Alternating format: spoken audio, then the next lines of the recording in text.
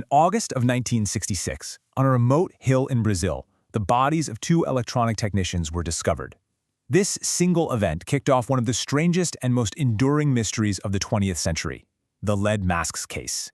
So, let's look at the scene. The men were Manuel Pereira de Cruz and Miguel José Viana, and they were found lying side by side. The first bizarre detail, they were wearing formal suits and raincoats, totally out of place on a rugged hillside. But the detail that really stumped everyone was the crude, homemade lead masks covering their eyes. And here's the kicker. Their bodies showed absolutely no signs of violence or struggle.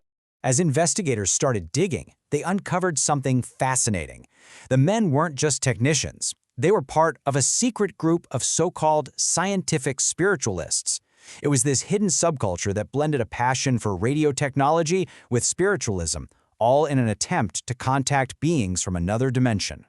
And how did they think this was possible? Well, their core belief was that human consciousness wasn't fixed, that it could actually be altered with technology.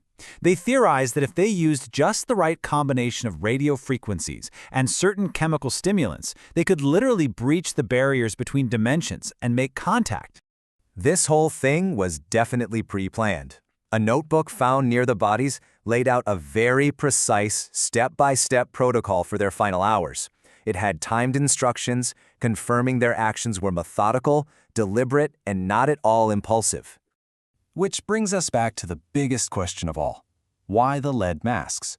Honestly, nobody knows for sure, but the most common theory is that they were for some kind of protection.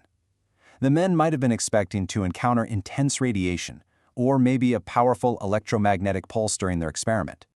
Now you'd think the official investigation would clear things up, right? Wrong. The investigation that followed was, to put it mildly, a mess.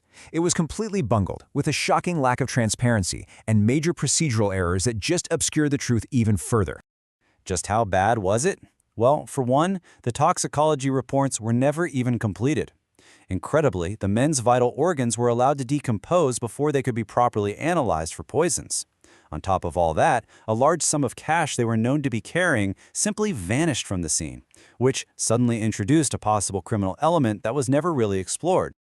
Over the years, the lead masks case has become this prominent, almost legendary example of what happens when amateur research pushes way too far into dangerous territory. It really serves as a stark warning about how pursuing unconventional beliefs without any kind of critical oversight can lead to truly fatal outcomes. So in the end, with no definitive cause of death and so much crucial evidence lost to time and incompetence, the case remains completely unsolved. Those lead masks are its enduring symbol, a physical artifact of an attempt to cross some kind of unknowable barrier, leaving behind nothing but silence and a whole lot of unanswered questions.